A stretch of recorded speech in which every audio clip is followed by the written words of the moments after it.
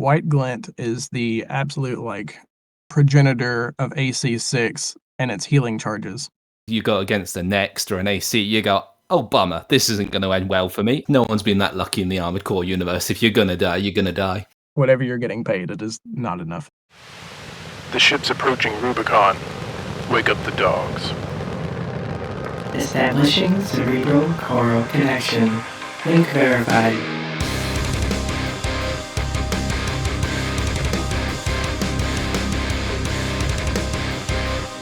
Hey there, pilots. This is Noisy Ren, transmitting the Rubicon Dogs podcast from somewhere out among the stars, bringing you all the Armored Core data you need to survive the battlefield. Let's get to it.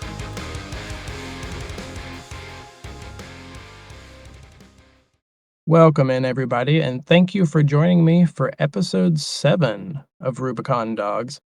And joining us today, we have two very special guests that I'm sure you'll recognize from the community and around YouTube. We have Armored Core Lore joining us, as well as Absurd. And as we've been kind of running out of content to talk about, there hasn't been a ton of news, Armored Core 6 related news to really dive into. And I think I'm getting close to scraping out every bit of gameplay info that I can get from what we do have. We'll dive into something just a little bit different today. And so we wanted to talk about the super robot and real robot genres. And TV Tropes gives us just a lovely list to work our way through to kind of classify where Armored Core falls in that, because it definitely has a lot of aspects of both. And in those tropes, they talk about Gundam a lot as well. And I think that's an obvious point of comparison for Armored Core. It carries with it a lot of these darker military fantasy themes, and I think that's something very prevalent, obviously in Armored Core, but for those of you who have never really watched through some of the Gundam series, it is very prevalent in those worlds as well. And so why real robots are obviously more grounded in military, I mean, it's still science fiction, but they're more grounded in reality on what things could and couldn't exist, on why they're useful, on how they function. The super robot genre leans a little bit more heroic, and so it's more akin to a mechanized superhero. And so there's a lot in the way of the feelings of the pilot, the connection to their mech, and some of the abilities that the mech has. So it's very contrasting to real robots. But I think Gundam and Armored Core definitely have a lot of points of crossover. And as we'll discuss later, I think Armored Core 6 starts to tilt the series a little bit more into that super robot genre. Though I guess we'll have to wait for release to really find out. But without further ado, I'll let you guys introduce yourselves. All right. What's up, everybody? It's Absurd, and I've got a YouTube channel that you may be familiar with. If not, I'm sure Ren will point you in that direction. And I've worked some with ACL, our other guests in the past, which is always really fun. Happy to be here again and to work with Ren for the first time. I also have a Twitter, which I kind of use, and a Patreon. So definitely feel free to check those out. And the more people that gather around those will draw my attention a bit more as well. So I look forward to seeing you all in those places. Well, I'm ACL, also known as Armored Core Lore, and I only have a YouTube channel, and I'm sure as you can guess, I talk about the Story of Armored Core Lore series. You do, and you've been putting out all kinds of stuff. I assume big plans for AC6 and going through its lore as well. I'll be honest, I've just got to get through 5 first. It's another full playthrough for me, so... Yeah, I bet. I haven't even touched any of the generations before 4 in, God, probably like a good 16 or 17 years. So you get used to one set of controls, and you go to the other one, and you go, oh, that's not the aim button. Oh, I know. I mean, at least you don't have to look up and down with the bumpers anymore, right? This is true. Awesome. Well, today we're going to talk about where Armored Core 6 fits into the super robot and real robot genres, respectively. Chat a little bit about Gundam too for anybody who is a Gundam fan out there. I think there's at least a little bit of crossover with my community. I think there's maybe just slightly more, anime nerds in there than the average gaming community, but maybe not. I might just be making that up. You shouldn't sleep on your Discord channel, ACL. Why am I sleeping? I don't think I am I? Well, no, you didn't mention it, but I think it's a fantastic resource for viewers. To be fair, it's a lovely small community, bless it, and people find it. It's I just don't plug it enough. You're right. I should do better. I mean, it is what it is. It's your Discord, but I was really happy to find it. So Nice. Yeah, and mine's gradually growing. It started out with just a couple of people, and it was like a dead silence most of the time. But there's a little activity now, which is nice. yeah, I have not made one just because I don't really know how I could benefit the community with the Discord in ways that existing Discords aren't, and Yeah. I kind of wanted to avoid that ghost town feel. Like I did my first live stream yesterday, and I was dreading like going live with 0 viewers for Oh 2 yeah. hours or whatever. Like that's just a feels bad thing. So of course, that didn't happen, thankfully, but Nice. it's like it is one of those things where do I want to put work into this when it's not going to benefit anyone? Even if people show up, will it deliver a benefit? So Yeah. Yeah. I was back and forth on the live streaming thing. I thought I might jump into it more when AC6 actually releases, but maybe I'll do it beforehand. Were you doing it on YouTube or Twitch or what? yeah, I did on YouTube. I actually, funnily, did not intend to go live. I was trying to figure out OBS and like trying to get the live stream thing set up because, like you, I kind of intended just to do it for Armored Core 6. But, I wanted to have everything in order by the time we got there, especially if we get a demo sooner than later. Yeah. Oh, can hope for a demo. Yeah, so I was testing the equipment and settings and everything. I had it all figured out on the OBS end, but when I was working on the YouTube end, it told me that it would ask for verification before we go live. But somehow I ended up live with a viewer, and I was like, "Oh, I guess we're Whoops. doing this now." Too late. Too late at that point. Yep, that's fair. Cool. Well, the article in question is kind of long-winded, so I don't know that there's a specific spot to read or jump off into. So I'll just talk about, the super robot genre. They say it's the counterpoint to the real robot genre, or rather the real robot genre is the counterpoint to this. It's a genre of science fiction, mostly anime and manga, but found in other mediums as well, focusing on the fantastic, superheroic form of humongous mecha. And goes on, in contrast to real robots. Super robots are often, but not always, the creators of mad scientists who work alone in their secluded laboratories.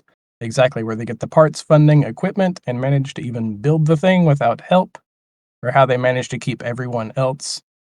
That's getting way too long into it.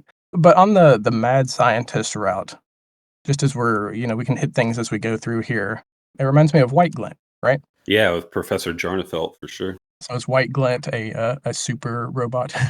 That's difficult to say because really, history of White Glint was created by obviously the professor, but his parts are only available by line arc. No one has ever built another White Glint there, so it's that fine line of is he a mad scientist or was he just a creator who created it for this sole company?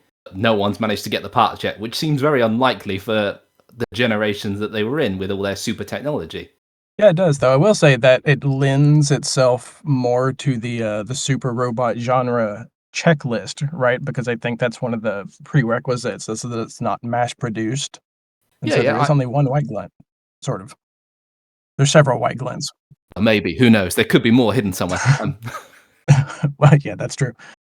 Yeah, for sure. White Glint is definitely a superhero. It seems like, or I mean, maybe not a superhero in the context of this checklist, but there is something distinct and unique about White Glint, their role in this story and the powers that they have. It's mentioned in AC4 Answer that no no next can actually match White Glint, and that's why we end up there in the fight with Otstarva when we're trying to defeat White Glint. Because even though Otstarva is number 1 and White Glint is number 9, the fight Mhm. is just too much. So there definitely is something special going on with White Glint that may make White Glint, at least that part of the story in Armored Core 4 Answer, seem a little bit more super robot. Yeah, for sure. Yeah, and you've also got to add in the fact that he comes back for a second round after, which no other Lynx pilot has ever done. Yeah, just gets back up. Yeah, for sure. Yeah, there's definitely a lot of cool things going on there. And it seems like not really supernatural, but in the same way that Nine Ball has historically been kind of mysterious, I feel like White Glint kind of brings that feeling into the 4th gen a little bit. Yeah, it does for sure. And it's, interesting that White Glint has this history too. Like there's been several iterations of White Glint, at least through 4th gen. Yeah, you've got the very first White Glint, which was Joshua O'Brien's, which, to be fair, didn't have a lot history behind it. We knew it was built by Aspina, and that was his craft. And then it was almost passed on, but the craft itself changed drastically. Yeah, the new one is definitely a lot sleeker and more main character, right? It's got more Gundam energy, which I think is probably the natural comparison to White Glint, right? As it's like this, allegedly more powerful craft that stands above even some of the other next in its design, and so it's very Gundam-esque in the fact that it's the only one and more powerful. Yeah, it's a striking semblance between Amuro Gundam. I think I said that correctly. I apologize if I didn't, but it's I the think that's right. first one it was made. It got up on it. It Yeah. got up with his help. It became the one everyone relied on. Yeah, so before this becomes a White Glint podcast, I think we'll just go ahead and kind of go through the Super Robot checklist. I think it'll give us a good jumping off point and starting place of what to go through. So number 1 on our list is the robot performs the functions of a superhero. I don't really feel like Armored Core fits that. You have thoughts on that, either one of you? Well, when I initially had this conversation with ACL, we did differ on this point. We didn't have an in-depth discussion or anything, but just briefly went through it. And so, yeah, this could be a good topic for discussion. When I think about superheroes, I think about 3 or 4 things. I think about the superhero origin story, a noticeable costume, um, and which doesn't really apply in this context, I don't think. Although with White Glint, like we mentioned, that there is something unique and distinct about that design that could kind of fit there. Mhm. But also the identity issue, like the secret identity, Oh, yeah, that's true. and also having like distinct powers that make the person super. Now, like in the context of other superheroes, all the superheroes are super, whether they're heroes or villains, but Yeah, you know, yeah. the superhero goes through their normal life like somebody else, but they know that they're super, they're something else. And I think that element is missing to an extent from the Armored Core games because we only ever see ourselves in the context of other quote unquote superheroes, right? We never really see Yeah. ourselves in the context of normal people. So that makes it feel like I'm a god amongst other gods, not a god amongst mortals. Yeah, and that was my thoughts on it too. Because yeah, we do have the human plus aspect or the augmented human aspect, however you wanna call it, and clearly you stand above the grunt soldiers and the tanks and normals and helicopters and stuff that you're just mopping the floor with hundreds at a time, so you feel it a little bit there. Ironically, I think they bring that up in that latest, interview with Game Informer where they talk about how it's easy to destroy the small enemies and that there's no challenge there and they can't just one-shot you like an Elden Ring. But I think that's part of it, right? Is you're supposed to feel more powerful and kind of head and shoulders above your average soldier. But yeah, there's so many pilots and links that yeah, you're a god among gods rather than a single powerful soldier. Yeah, this is where obviously me and Absurd obviously differed because when we had this on, I said, "Oh yeah, there is superhero elements," and while it's not in every single game, as we discussed, White Glint has this very heroic idea to him. He's the savior of Lionark and all that, and that to me is what the hero is. But then we've also got fifth gen where we've got the Dark Raven. If you just watch the story of him, he is very much set up to be this hero. He's the only one that can do it. It's always him, and you won't defeat this certain Raven. He's too powerful. But that's my general feeling when I was asked the question. Yeah, no, I definitely get that. And since you bring that up, I think there are certain elements of that that will carry over into 6. And I've talked about that before, that you have slightly more of an identity in this one, it feels like. So, your call sign Raven than just whatever call sign that you generally make. And I don't know, they're setting you up to be more of a specific character, albeit still vague, than you have in the previous games, I feel like. As you said, they've given you the more identity of someone to carry along with you. You're still this faceless person. You might never see a face.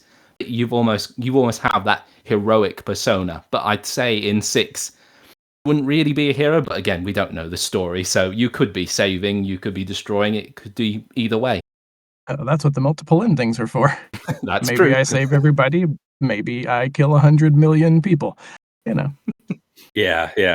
I definitely think that's going to be pretty cool. I think we're going to see a lot of the story elements that we had in 4 Answer going forward into Armored Core 6 with that. And I do think that 4 Answer is the most has the most superhero elements of most of the games, although I'm not super familiar with 5. But Mm. yeah, so if they do kind of go that direction, we could end up with more of those elements in 6.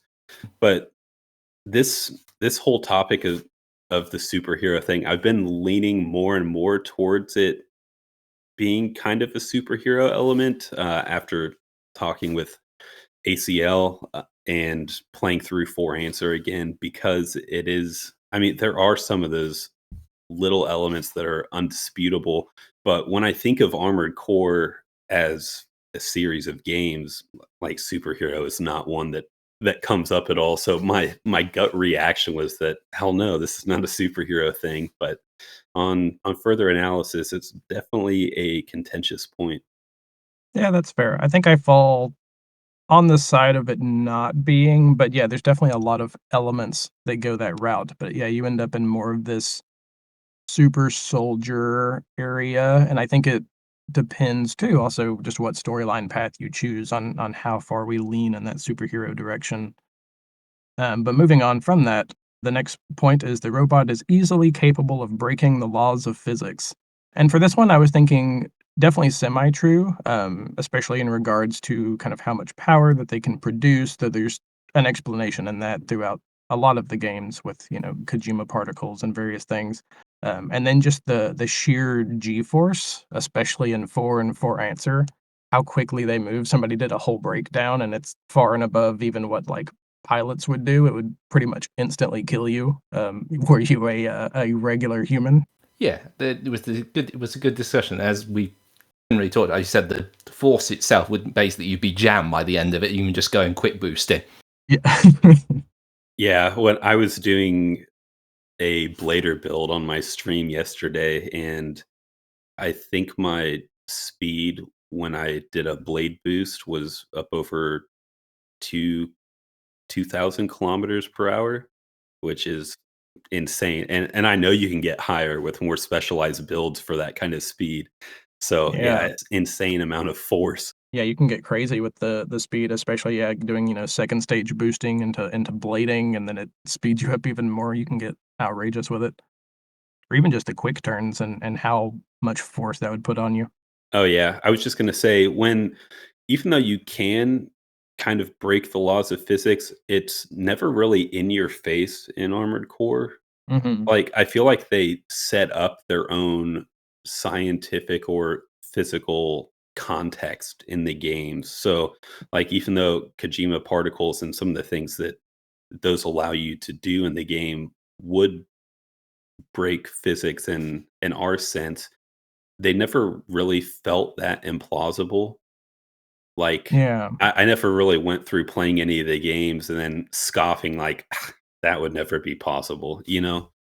Yeah, yeah, I definitely think that's true. And like you said, they give you a reason why these things can function the way that they do. And the article talks about that as well. I think it's called what, applied phlebotomum. There Yeah, we go. yeah, something like that for sure. And, I mean, there is some of that in Gundam or other super robot shows, but I Yeah, feel like sometimes that is like, they'll have explanations for things, but I feel like those explanations don't really make it feel any more grounded or real.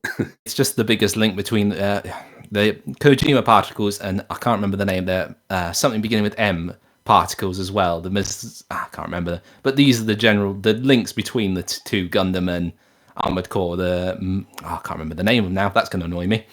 We can yeah, I can't do a remember the name of them either. we can do a quick Google search. Yeah, and that one's been, of course, it depends on the Gundam series, and there's all kinds of mainline series versus like little one-off kind of alternate universe things that explain things for different reasons.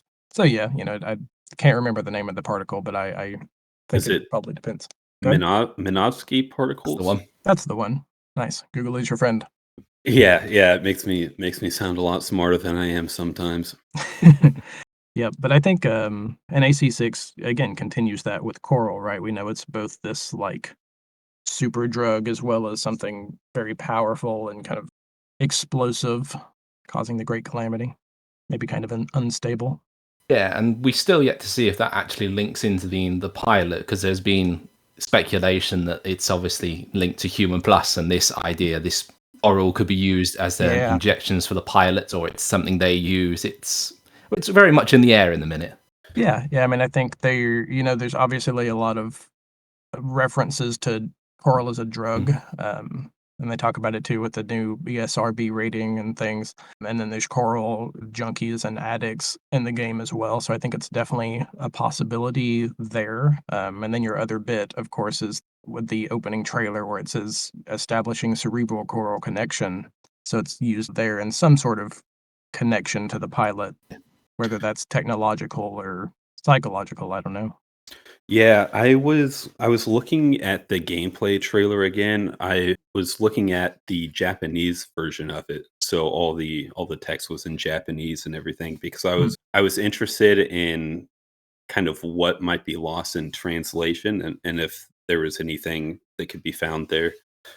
But one of the things that I did notice, and I'm not an official translator or a Japanese language knower or speaker. So this is just it is what it is as far as that goes. But I screen captured the activating cerebral coral control device from the trailer and had Google translate it, and the translation it gave me was active deep brain coral management device, Oh, that's interesting. which yeah, I thought was interesting because it makes it seem like it's going to be heavily integrated into our physiology or psychology more so than I initially thought. I thought it might be some Yeah. kind of drug induced thing, but and I think I had mentioned in one of my videos about it possibly being like the drug gland secretions that exist in the culture series. And I Mm, definitely think it's going to be more integrated into our biology like it was in those culture books than it is in something like Dune where people are using the melange spice. yeah. Yeah, and that's been a comparison a lot of times is, yeah, melange to Dune.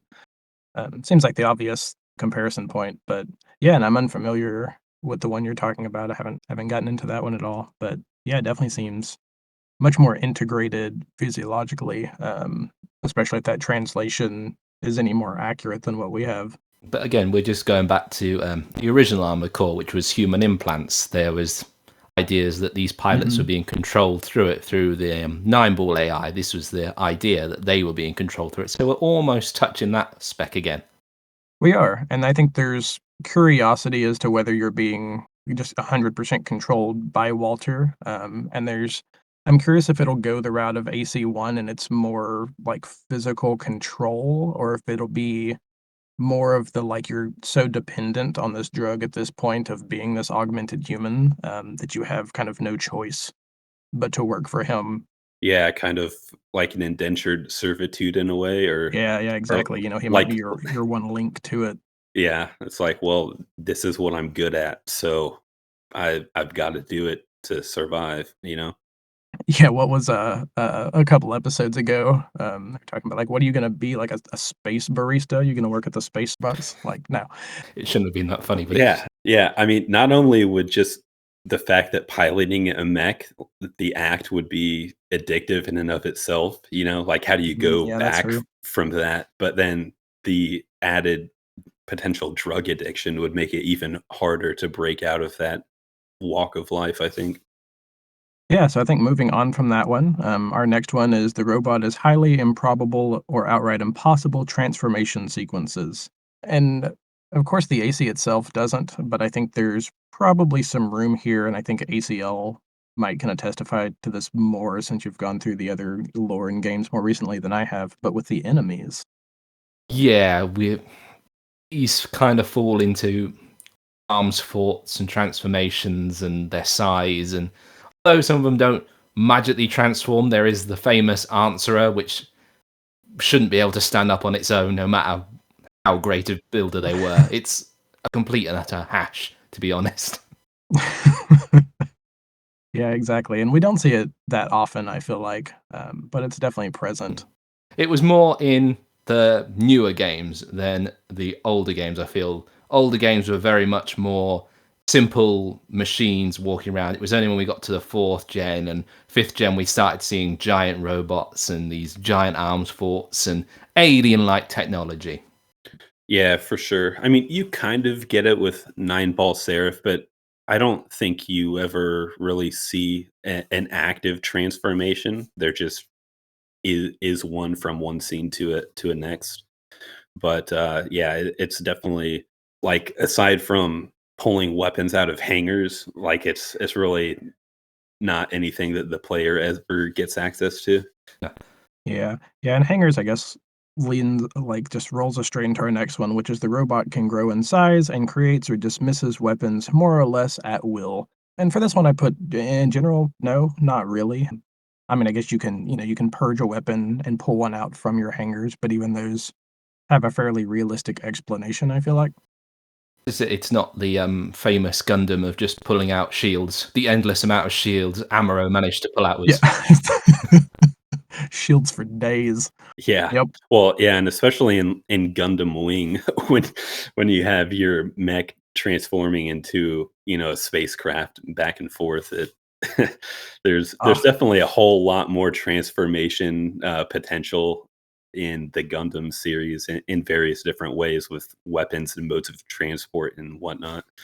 there is, and I always thought if we ever got anything akin to that, it would probably be something closer to Robotech, or, Macross, which is, that half plane and then eventual, like, fighter jet sort of transformation between them, or going back to Wing, it could be something akin to, what is it? I believe it's the Ares, whose legs kind of fold up inside of it, and it takes a more kind of flight mode transformation. that's about. I mean, we got the final boss of Armored Core no, Armored Core 5, sorry, who's almost transforms. He transforms into a plane. I say a plane. It's a mixture between two, but there's a transformation sequence there that probably tilt us on the edge there. Yeah, so definitely enemies, but never anything yourself. It would be interesting if they incorporated any, like, even just slight transformation stuff into your legs in this one. Yeah, I think we might be seeing something like the transformation in Armored Core 6. And I don't really have a good evidence for thinking that, but the fact that we are extrastellar, and there's the one leak with the leg part in the assembly screen that suggests that, the legs were used for, I guess, coral mining or whatever Oh, yeah, yeah. on like an asteroid. So there could be some interface between like terrestrial missions and missions in orbit or outside of the atmosphere that could, well, they leave a fertile ground, in my opinion, for there to be like an interface, because with Gundam Wing, that's where we see that transformation happen. It's going from atmosphere to space in a Yeah. lot of scenarios. So Yeah, and Gundam Wing was my thoughts too, going back to the Ares, because they don't really turn into a fighter jet, and it's not one of the Gundams, it's one of the more kind of grunt enemies, but their legs just sort of fold up into their not really their torso, I guess their waist, and they have a more kind of jet propulsed streamline appearance, but they still have arms in their head, and they're still very much a mech. They just don't have legs anymore, and they have better flight capability. yeah, for sure. And I think we've kind of seen it with some of the boss fight clips, like with the smart cleaner. I don't really think it transforms fully, but there are the clips where it's on the ground, kind of in a low stance, and then we see other clips where it's more raised up, has a Yeah. taller posture. Yeah, and I So can't tell if it's kind of walking on its grinder arms or if there's sort of, hover functionality there. right, and then we also see the one AC boss that's wearing this like mobile missile silo kind of thing. I don't really even know what to call it, but I think everyone knows what I'm talking about, where Yeah. it's in this harness thing that shoots out. And while I don't think that's really a transformation, it seems more like that AC is piloting an external weapon system. But it does seem like we're kind of going more in that direction with more, oh, I don't know what you would call fantastical, kind of transformations and boss modes. Yeah. I can't think of what like you said, I can't think of what they called it, but they did actually give us a name for that thing, in the Game Informer, like, one of the pictures off to the side has that ring, which presumably transforms into the whole missile ring. Maybe it'll take kind of the place of the Vanguard overboost from 4, and we'll kind of launch onto the battlefield, with it, or our enemies will, and you'll get a small moment of really high firepower before it drops off. I think it shares similarities with the ultimate weapons you see in 5. It's these fantastical weapons, Oh, and yeah, it they definitely only does. last, well, they last for a bit, but it's a hassle to use and puts a lot of strain on the armored core. Yeah, for sure. Cool. So moving on, the robot is sentient. I feel like we can all agree that that's not the case in Armored Core. Well, maybe we can't all agree because you yourself never have like a sentient AC. But if we go into like Nine Ball and the potential for intelligent AI, maybe there's room here. Yeah, this is a difficult one because it depends on which side you feel that control, like Nine Ball or the controllers, armored cores themselves have a free will of their own and they can do what they want, or are they being told what to do? Yeah, and I mean that's kind of the existential question with AI in general, that we've been dealing with in the real world recently. Is AI, just a program, or is it something more? And so in the case of Nine Ball, that question is very real, I think. Yeah, because as I said, Nine Ball made its own decisions based on the logic of what was best for humanity at the time. Those decision to do that was already done by its programmers years before, as the same was with the controller.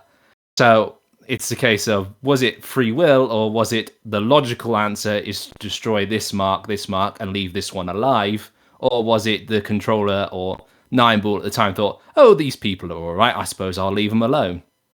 Yeah, and that's classic like robot dystopian storyline, right? As we create something to protect us, and then it in the end decides that we aren't capable of protecting ourselves, uh, and that humanity is typically either bad or causes wars and destruction or something along those lines, and so sort of takes away that freedom from us forcibly.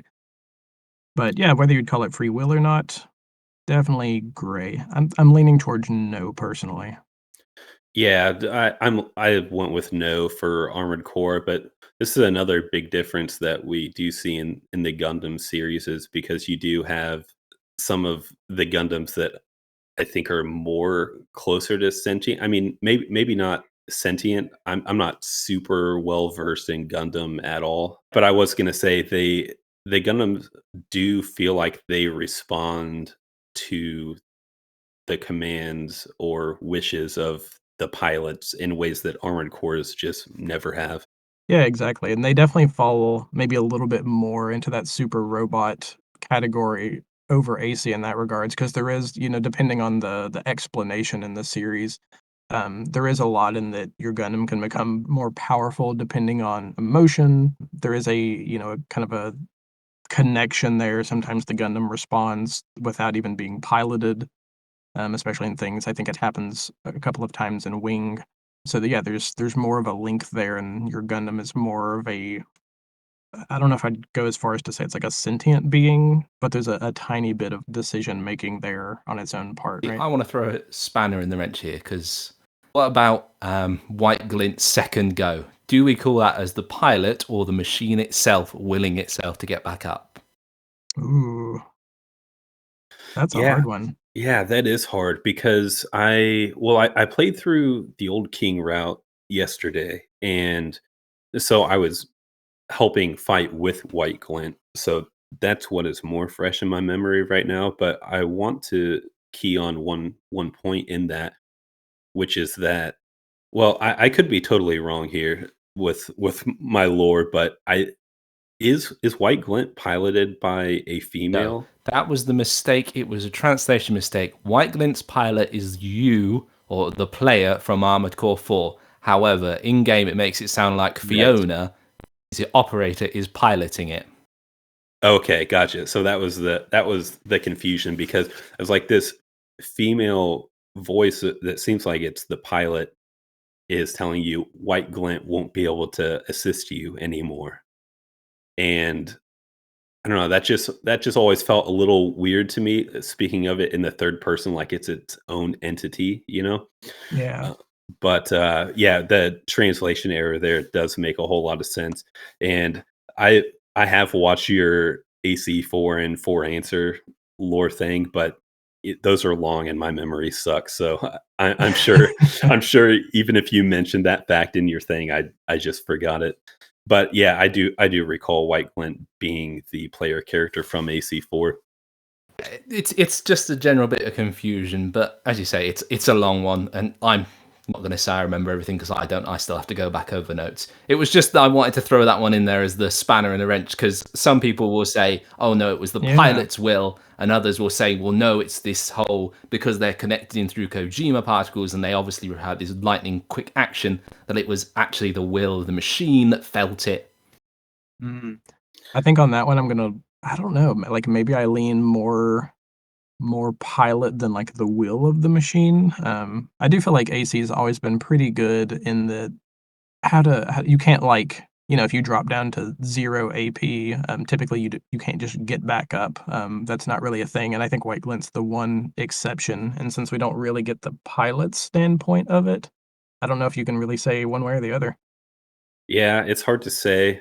You could also rationalize it with headcanon if you wanted to, that maybe there was some onboard AI control system set up for contingencies like that, where the armored core could take control for itself if there was a malfunction with the AMS system or something like that. But yeah, it's really impossible to say. It's an interesting question for sure. Oh, no, so here's your headcanon. White Glint is the absolute, like, progenitor of AC6 and its healing charges. Yeah, for sure. So it just hits, like, 1,000 AP and like, "Oh, better pop one of those," and it's back up and running. There's Uh, the connection. At least it doesn't learn on its own. I know there was a certain Gundam series where the pilot was absolutely terrible, but the Gundam had the AI built into it, which managed to do the battling for him. So at least you could cut that out of him. White Glint's obviously not got this AI that does the battling for him. Yeah, that's fair. That's fair. I don't know. Using those white glint parts, though, it feels like it sometimes. Sometimes I do feel like I'm being carried by the armored core. That's what the AS missiles are for, so you don't actually have to like make decisions. You just shoot them in the general direction. Yeah. Cool. So the pilot regularly addresses or refers to the robot by name as if it were a person, even though it's obviously not sentient. For this one, I put no, unless you consider the actual person playing the game itself, in which case, yes, absolutely. I was a bit torn on this one because there is some pilots that will talk to their ACs, like the famous Red Rum scene where she goes, "Red Rum, why?" So, but that's tilting on the edge there. Where Yeah, for sure. I mean, yeah, I don't think it's ever done in a serious sense. Like with that red rum instance, and even with the white glint one that I mentioned just a few minutes ago, it it seems like a human thing where it's like when your car malfunctions or something like that, you know, get pissed and yell at it like it's a person. Exactly. now I get where you're coming from. So I think it definitely does, happen, like you said with Red Rum, and yeah, just you generally Mhm. talking to the game, right? But yeah, you do it in the sense of your car and not with the expectation that your AC is actually like understanding and responding to you. Of course, the absolute flip side is true in Gundam, and that they talk to their Gundams all the time, and you do get responses from that. Yeah, it's very prominent in Gundam, is it? There's always someone talking about, they think, oh, this is how they reach their, I hate to say it, ultimate power when they yell the name of the attack or whatever, or their machine. Yeah. Yep, yep. They kind of justify it with whatever like neurological links that they have depending on the series that you're watching. But yeah, even then the Gundam itself is kind of this learning sentient thing. In that regards, maybe they're closer to something like Voltron, right? Where the robot makes sort of decisions on its Yeah, own. yeah, you could say that. It's a close one. Cool, cool. So moving on, let's see. So the robot has never been successfully activated until its pilot begs or orders it to. And I would say that so no in the AC. You have to get it in and pilot your AC. It doesn't just magically activate on its own. It doesn't matter how much you beg or order it to. Nothing happens. Oh, and in most cases, most people can climb into an armored core and use it, unless, of course, it's the next, which you have to be specialized magical powers given to you. Otherwise, you end up walking like you've got something very wrong with you, and most of the time, probably you'd fall over. Yeah, yeah. And this one ties into that last question too, in that it's very prevalent in the Gundam universe. That their pilot's in trouble and about to die or about to whatever, and the Gundam might show up and like block it with its hand or something along Yes, those no lines. one's been that lucky in the armored core universe. If you're gonna die, you're gonna die. Oh yeah, and Armored Core is unforgiving in that regard. Yeah, for sure. And I mean, this might be a good point, or at least I feel like I should interject here that while Gundam has a lot of these more super robot elements, I don't know. It's hard to say whether it's really a super robot show because in doing a lot of research about it and kind of lurking in the community a little bit, people really feel like it's a real robot show. And that could just be in comparison to the extremes within the series or within the genre as a whole. But watching some of the series that I've watched, while the Gundams themselves are pretty fantastic and do some of these things, the show as a whole is usually pretty grounded and gritty and real when it comes to military fantasy. Yeah, And so it's like while you might have a Gundam that, you know, interjects itself to protect a pilot or, you know, something kind of crazy like that. There's like the military themes that they deal with, you know, death and combat and you know, you see people just get lit up. I think it was 0080 or 0080. I don't know how people call it in the community, but war in the pocket basically. Like you just see people getting mowed down. So there's definitely a lot of grounded elements to this, and I kind of wanted to interject that here because I don't want us to go all the way through the checklist and have some Gundam Yeah. fans just shaking their head the whole time, you know? D Yeah, no, and that's a good point you bring up, and yeah, I would agree with it. I think overall, Gundam falls into that real world category. It's a little odd in that the Gundams themselves are kind of the one exception to the rule, because all of your other mechs and things throughout the series absolutely fall, almost 100% real robot. And the Gundams are that one slight exception, and it's pretty much always due to this kind of deeper neural link that they have, and whether that's being a new type or in the new ones, you're a witch, and so they have this deeper neurological link, and it's usually detrimental to the pilot, which I'm curious if it's going to be in Armored Core 6 as well. It's that same kind of choral situation. But as you said, it's the Gundam that sticks it. But I mean, you can look at it from, I don't mean to be rude, the grunts perspective of it. The grunts of the war. The thing is very real. It's Yeah, not. There's no super. It's you get into this robot, you go out there, and you may not stand a chance. It is that idea, and you've got the political behind the scenes going on. The fact that sometimes these armies aren't that well yeah, together. Some of them are children soldiers. I know that's a huge thing, and every child ends up going into a Gundam sometimes. But there's the aspects of war being there, and the fact yeah. reality is that sometimes there's not the materials, so you end up whacking stuff together, which quite frankly couldn't stand in a fight, and ends up being slaughtered for nothing. Yeah, it's true. And Gundam, it's I don't wanna say nice, but it's it's always got that darker, gritty personality to it, just like AC does, even the, main characters can die off, even for, like, stupid reasons, and it's very, very different from a lot of your other super robot animes, like Gigantor and what, Getter Robo. I haven't watched the vast majority of them. It's just not something that's in my line of interest, but Gundam definitely is, and maybe that's saying something too.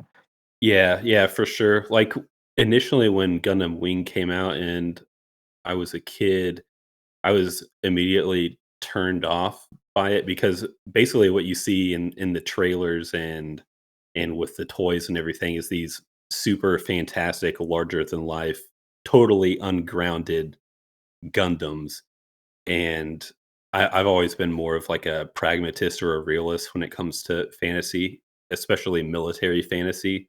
I want it to feel gritty and real. And Yeah. so I was turned off because that's not really how the show was marketed at all. And going back now, I realize how much I missed out because the military fantasy is good. Like they definitely are not taking it lightly, and it's almost kind of like a dark comedy in a way, not really a dark comedy, but in the dark comedy genre, how you have like really dark dramatic elements juxtaposed with these comedic elements. That's kind of how Gundam, some of the series feel to me because you have that dark, gritty military fantasy realism juxtaposed Yeah. with its larger than life, somewhat comical because of how much it breaks reality, Gundam fights. It's interesting too, in the latest one, The Witch from Mercury, they talk about, and I think it's been done before in the series, probably, I'm by far not caught up on them, but they talk about using the Gundam's kind of neural connection for medical applications instead, and that's what it was originally developed for, so it's things like, "Oh, I lost my legs in the war, but I can have these, like, fully functional, neurally linked prosthetics put on." And so I think it's interesting in that regard in that you get this, uh, kind of dark link of like, oh, it was made for a good purpose and then turned into, a weapon for war. Yeah, for sure. I mean, that's the route technology takes sometimes. Although I feel like in the real world, it's usually the military applications come Yes. first. Um, Yeah, that's probably true. but but that's it is what it is. Unfortunately, Yeah, that's because there's funding for that, but not for, medical research. yeah, depends on where you are in the world, I guess. True too. Let's see. So the robot is capable of acting independently to attack enemies or protect its pilot. And I think we covered that one a lot in our kind of previous conversation. It definitely ties in there. You do see it a little bit in the Gundam universe, but definitely nothing in the AC universe. This one talks about the theme music, which, unless you guys have anything real specific to jump into regarding the theme music, I was just going to skip through. Yeah, not really. I didn't see it as applying to Armored Core really, but I feel like if I understood Japanese and was able to translate some of the OST tracks, that might apply more. But I think the only lyrics that I've really understood were just a handful of them from the Four Answer OST. Mm, Because there is the one song where they're chanting "Amen," which is like "So be it." That's the you're like the answer to the prayer, yeah. and that can be a little maybe construed as being braggy or like an anime theme song in that way, but I don't really feel like the series as a whole fits this. Yeah. Yeah, I think it, creates good ambiance, but I don't know if it's like a theme, And right? I've experienced too. Everyone's got their different favorite openings, and they've got their obviously you've got the Nine Ball song, but it's not really a theme song. It's just more that's his music. You know if that music's playing, Nine Ball's coming. Yeah, yeah, exactly. Yeah, for sure. So our next one is the robot is directly compared to a god or devil. Double points if the god or devil is actually part of the name. And in this one, I don't think, at least for Armored Core, that it's ever really done. You never compare the like weapon or the robot itself as the god or devil. Though, especially in For Answer, when you're dropping the cradles, I believe that as the pilot, are more or less compared to the devil. Not in those words, maybe. Yeah, I'm not sure about direct like like where it specifically says God or devil in that context, but there definitely is that feel of are you gonna play God or are you gonna play the devil in that game with the different story options? But yeah, I don't recall anything specifically if there ever being an AC that's called devil or has a reference to devil in the name. I know that in Fighter G Gundam, there's the Devil Gundam. I think Um, there's a God Gundam too, I believe. This yeah, isn't there the may be. Turn A Gundam, which can magically reset time, and there's no comparison to that in Armored Why Core. not? Why There's not? no Armored Core which can reset time or is considered God.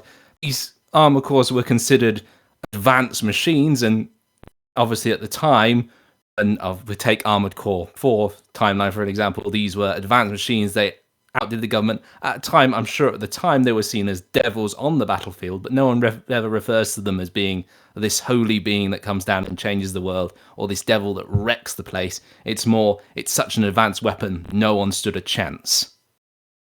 Yeah, and I think the big difference there is AC, you come from it you come at it of a perspective of it's the pilot and the companies kind of making these decisions.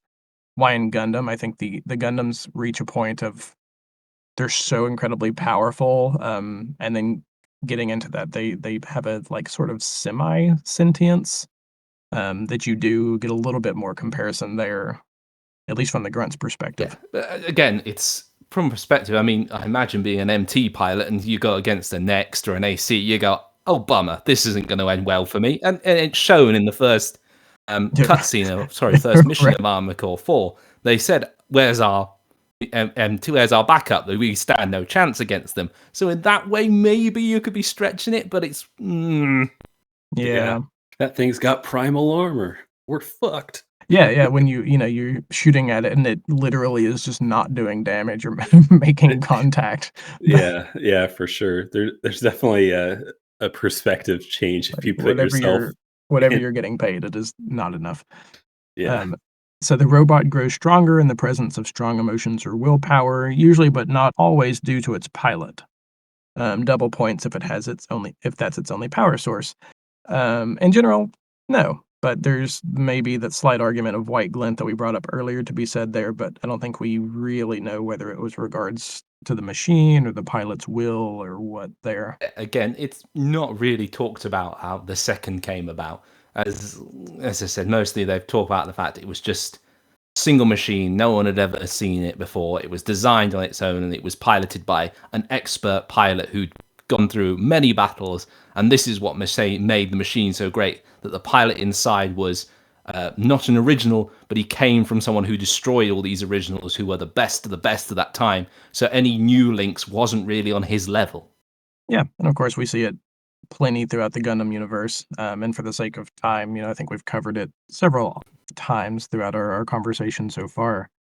So adding additional pilots to the robot increases its performance, regardless of whether this makes sense. And I think, things maybe like Voltron or they give like Gravion or the obvious things here, but I don't think we ever really see that in the AC universe. I mean, could say like the crew of the arms forts or Mother Will, things like that, but we never really get this additional As you pilots say, it's equals more the more fact they strength. need those millions of people in it to make the thing function. It doesn't add power to it. Yeah, Yep. for sure. I think that's pretty clearly a Gundam or super robot thing that's not in Armored Core. Yeah, and even Gundam, I would say it's fairly rare. I think there's a couple instances, maybe in like G Gundam, but even then, I don't. It's been so Yeah. long since I've seen it. Well, in G Gundam, there was like the super power of love attack that they did at the end, but they weren't really both piloting the same Gundam. Yeah, At least I don't. I could be remembering that wrong, To be fair to Gundam, yeah, they don't have that as well, because they've got the gun tank, which requires two people as well, from my understanding. One at the bottom to pilot and one at the top to fire. yeah, I think that's true. Again, it's more of a matter of necessity rather than increasing its power level, though, right? So the robot uses two or more of the following weapons. Bonus points if it's a weapon that is only used for a finishing move, especially if such restrictions can't be explained by limiting power reserves. So a rocket punch, which I mean, maybe you could talk about like piles for a rocket punch, so we sort of see it. And God knows they do enough damage to be a finishing move, at least in AC. I beams, which I don't think we ever see, at least from the perspective of the AC using it. There's probably a certain amount of lasers on some of the larger MT enemies that you could maybe construe as an I beam, but even then, I think it's all pretty much produced by weapons. A chest blaster. I was thinking maybe assault armor sort of counts as a chest blaster. Yeah, I would go more with the assault cannon we see in Armored Core 4 Answer. I'd say that was more, but it's not. It comes from his back, I believe. So Yeah, it comes from its back and it kind of flips up and it focuses your assault armor. But yeah, you could, maybe gray area there, consider that a chest blaster. They talk about what a normal melee weapon scaled for a robot. And there I would say sort of, especially in 5th gen, we do get physical blades, and so we have swords scaled to robots. I don't think it's quite the same as what they're going yeah, for here, but we do see it. yeah. It's definitely different, and like I think an important part of this element is, which it kind of goes with the breaking the laws of physics thing that we talked about earlier, but I think it's also how these weapons are used. Um, like in the Armored Core games, I don't ever really get the feeling that like when assault armor is being used or a blade weapon is being used that it's ever not a machine using it. Whereas like in Gundam, specifically like Fighter G and everything, the Gundams, they move like people, they're Yeah. when they're fighting, they do like human fighting techniques and different things like that, and which makes it feel a whole lot more fantastical and super rather than like grounded in reality or the physics of Yeah, within and the I'd agree with context of that. the games. And we see a lot of physical weapons, more so in Gundam than AC, by all means. But even then, they typically have some sort of explanation, whether it's kind of, like a heated edge or it's a laser sword or beam sabers. So in the very least, I think they mostly do try to explain it. as I say, most Gundam things only have one of the weapon, don't they? They can't keep magically pulling it out unless it's a shield. But that's, you get one beam, you get one axe. There's Yeah. no fantastical, I've just lost it, oh, never mind, I'll just get another one out of my Yeah. magic pocket I have here. I'm really here hoping that we get like a Zaku-style heat axe in AC6, If we do, I will be very happy because the Zaku is my favorite. right? Yeah, I love the Zaku, I love the Ares. A lot of my, I think, love and nostalgia for the series definitely comes from Wing when I was a teenager. I like the new stuff too, though, but that's the one that sticks out for me is that era. Yeah, and speaking about AC6 in the context I'd previously established, it definitely does seem like even though we probably aren't getting into the crazy rocket punches or I beams or whatever, that especially the melee combat does seem a lot more Gundam like than Mm. traditionally Armored Core like, in that the some of the melee attacks that we've seen are performed in ways that are much more like they're performed with mechanics that a human body would be capable of more than like this bulking mech. I think my sticking point was the whip we saw one of them using. That was, to me, was probably the more Gundam-esque idea.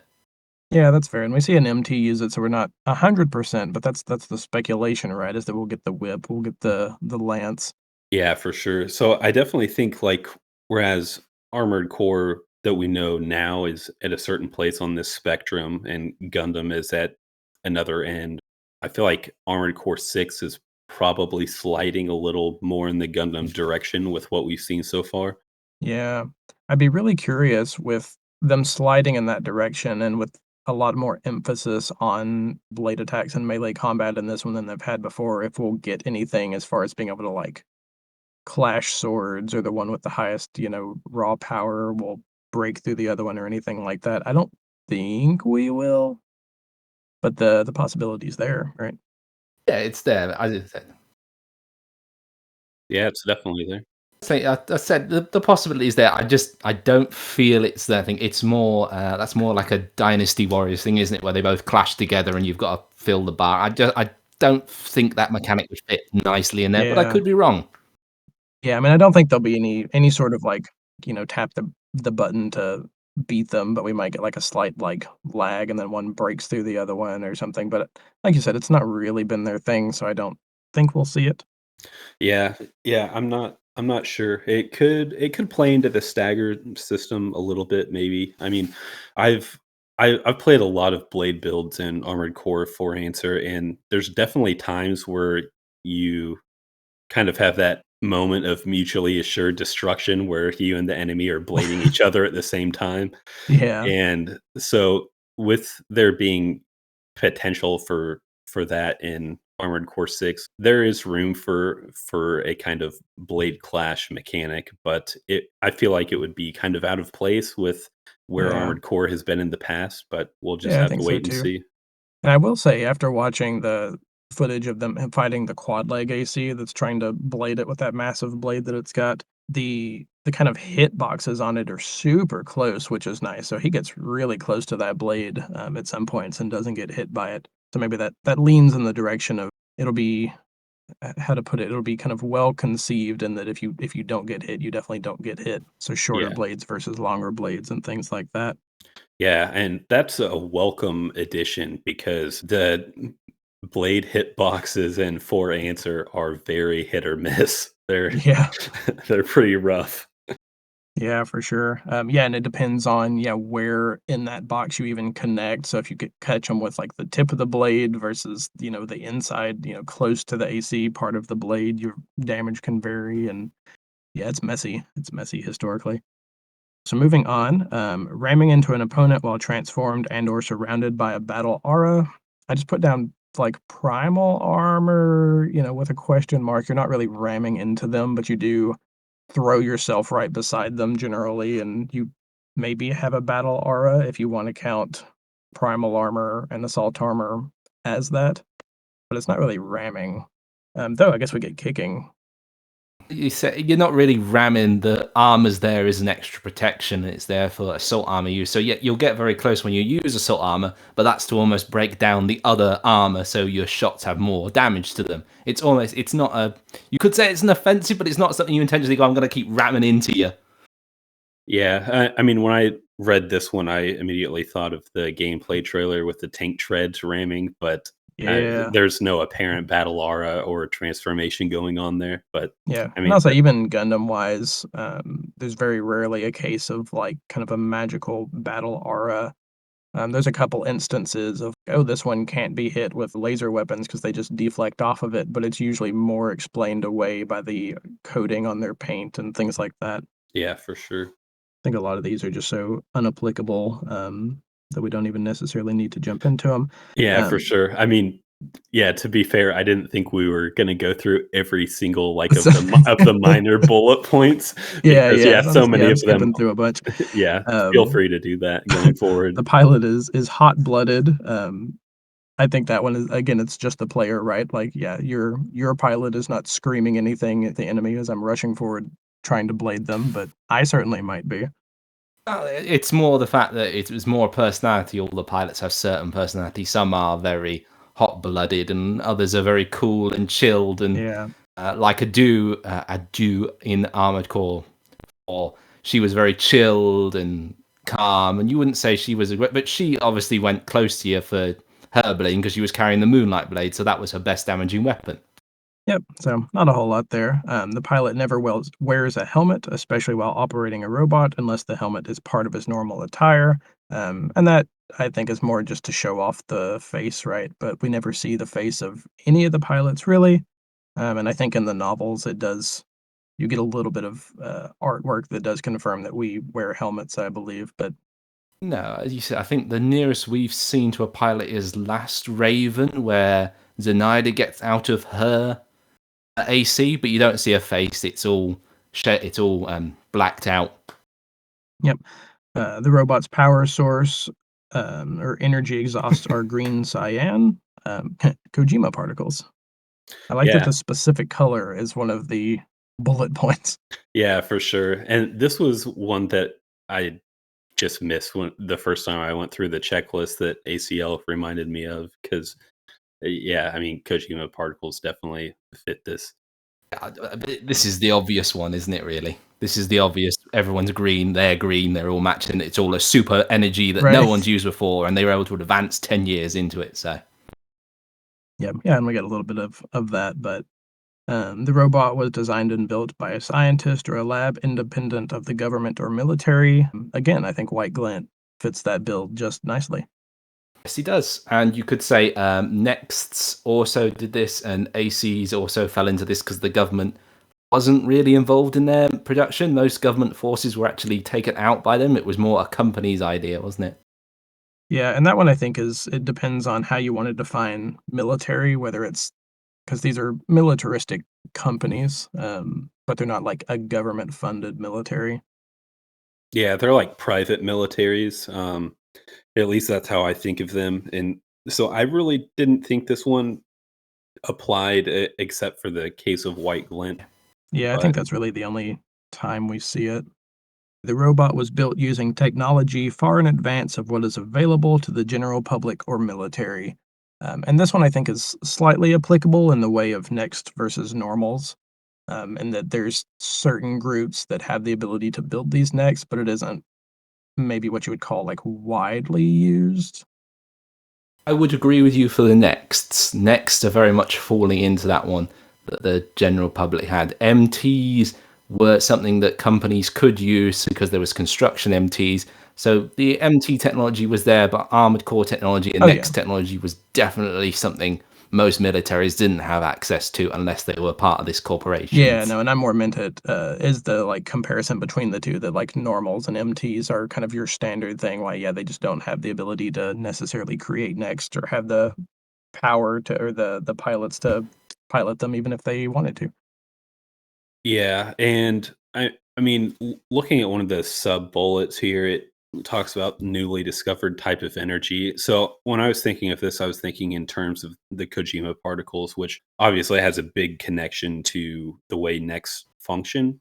But Yeah. the Kojima energy does seem to be pretty ubiquitous in that, like, we see it with a lot of different applications outside of Next technology. So this was a hard one for me to place because while Next specifically are more elite and, more rare in the setting, the Kojima energy is pretty much everywhere. So there was a couple of different ways I thought about answering this one, and I'm still really not sure how I feel about either of those answers.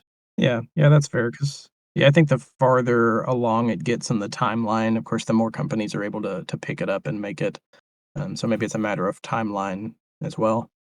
Let's see, so at least one of the robots in the series has a noble title in their name, such as Kaiser King, Emperor, Lord, etc.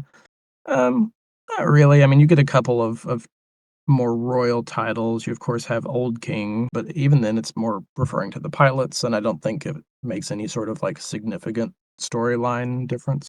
Yeah, yeah. I mean, this is a hard one. Because you also have like noblesse oblige, which is not Mm, really like a noble title, despite the spelling of it. But you do get the feeling that AC and Pilot are kind of taking that more like feudal lordship role in the plot. yeah, yeah, and I think there's a couple throughout the series that have more of the like Kaiser or like crowns and gold and red theming. But yeah, it's not. They're not like actual royalty, right, or anything, and it's not really applicable in anything beyond just their kind of interesting design and lore. I mean, there is the BFF's family because they've a family that is royalty, but it's not linked to their names. So again, it's a very hard one because again, there is a royal link in there for the titles, but it's not shared between the ACs. It's more in the family if you look into it. Yeah, see, this is why we bring along ACL, right? Because I do not remember that at all. Yeah, ACL is here to keep us honest because we could just be saying anything. I know. For sure, for sure. No, it's one of those things. It's a backstory you wouldn't really think about unless you go into it. Because as you say, most people go in, kill Francesca and her brother, and think nothing of it. They don't go. We don't go into the backstory, the fact that there was possibly another sister before, and then obviously her mother disappeared or she was abandoned. It's speculation at that point. And then Windy Fanchen was meant to be part of this family, but she was passed up for the pilot of Ambient, and it's speculation at best. I'm just going to interject here real quick and say this episode turned out way longer than I had originally expected, so we're going to go ahead and break it into 2 parts. Thanks for listening to part 1, and stay tuned next week for part 2. I'll see you next time. Oh, looks like it's time to wrap things up. If you enjoyed today's broadcast, don't forget to follow, subscribe, and check out our Discord. You can find me at NoisyWren on YouTube, Twitch, and Twitter. And if you want to support the podcast, you can find me at patreon.com/NoisyWren. I appreciate the support. Coral is not cheap these days. As usual, the links are in the show notes. Till next time. Connection terminated.